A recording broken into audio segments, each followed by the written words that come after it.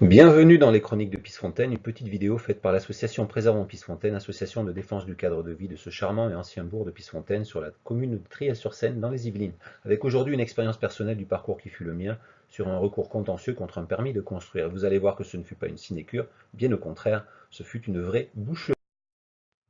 Tout commence par un projet de logement collectif juste en face de chez moi, qui est annoncé assez brutalement par un panneau du genre «Bientôt votre F4 dans un cadre exceptionnel et votre maison, elle est là, oui, là, dans le coin». Passé la stupeur, on se découvre plusieurs voisins qui se voient mal avoir tout d'un coup une douzaine de fenêtres donnant sur son séjour et surtout qui se rendent compte que leur jardin bien tranquille deviendra moins. Bon, c'est décidé, on s'en va, on va vendre et partir d'ici, quitte à perdre quelques dizaines de milliers d'euros. Enfin, si je réussis à vendre, hein, parce que vendre dans ces conditions, c'est pas gagné, c'est vraiment pas gagné. Alors on laisse tomber la vente et on regarde s'il n'y a pas autre chose à faire et rester dans sa maison.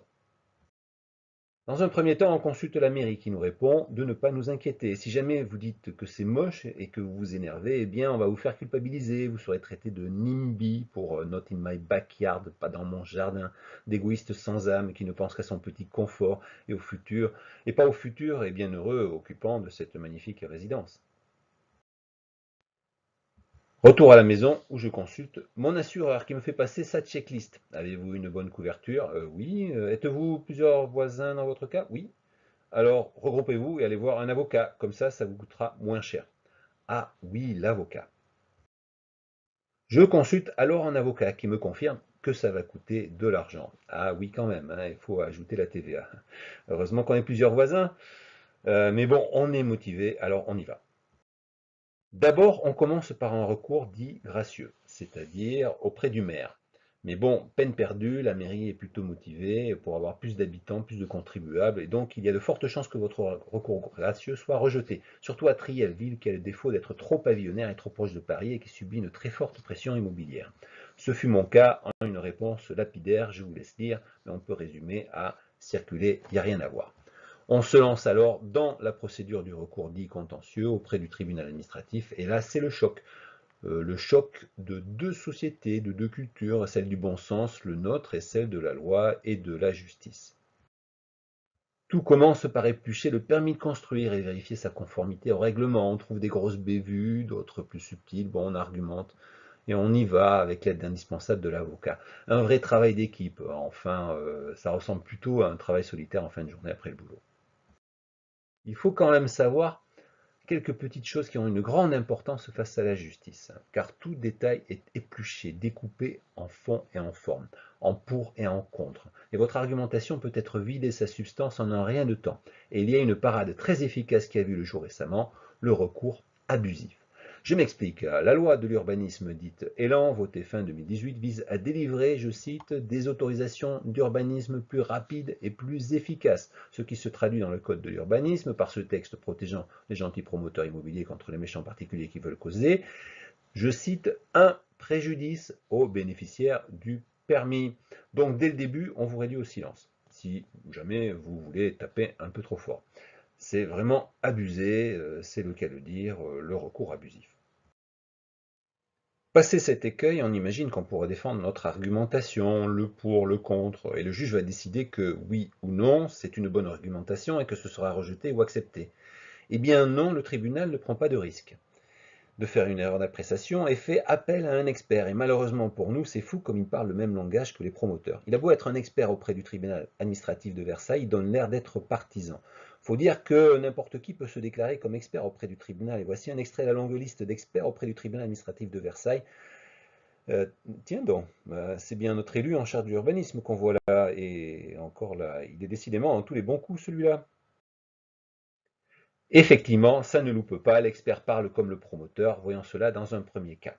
Ici, le parking souterrain s'étend vers la propriété voisine, le surlignage en vert, et dépasse la limite autorisée dans le règlement du plan local d'urbanisme. Réponse de l'expert, ça ne gêne pas, parce que c'est enterré.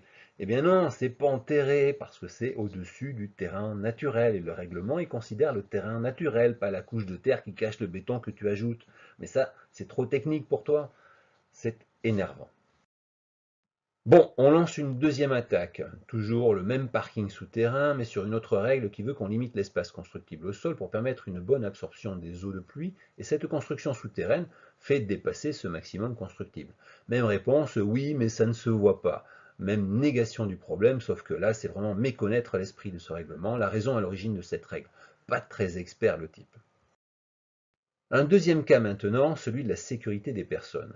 Est en cause ici une entrée de garage trop étroite, chose mise déjà en avant dans le permis de construire lui-même, avec une note du maire stipulant qu'il doit être, je cite, suffisamment large pour que les véhicules puissent entrer et sortir sans manœuvrer.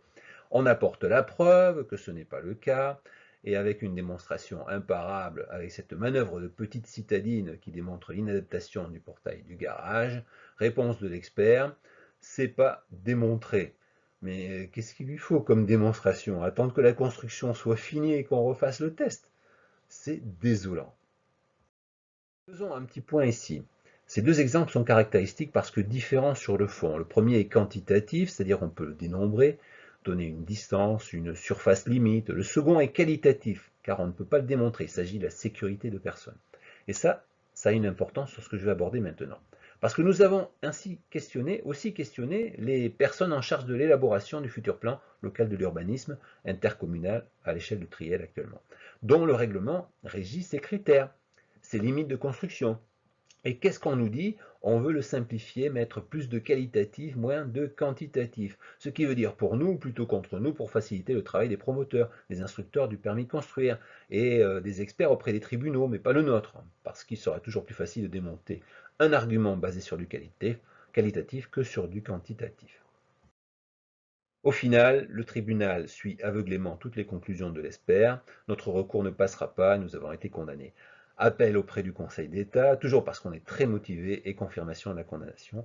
La boucle est bouclée, la loi, le règlement, l'expert, tout est en faveur du promoteur immobilier et tout s'accélère dans ce sens-là, malheureusement. On est vraiment peu de choses. On pourrait s'arrêter là, mais il y a une suite à tout ça, en fait un commencement. Et c'est justement ce commencement sur lequel je vais conclure, car il sera l'objet d'une prochaine vidéo. C'est la concertation. La concertation que tout le monde appelle, du côté des promoteurs, comme des élus, comme des voisins, mais que peu savent vraiment utiliser, car vous l'aurez compris, les recours sont le résultat de l'absence de concertation. Et aujourd'hui, les lois et la justice sont faits pour qu'un recours contre un projet immobilier ne passe pas.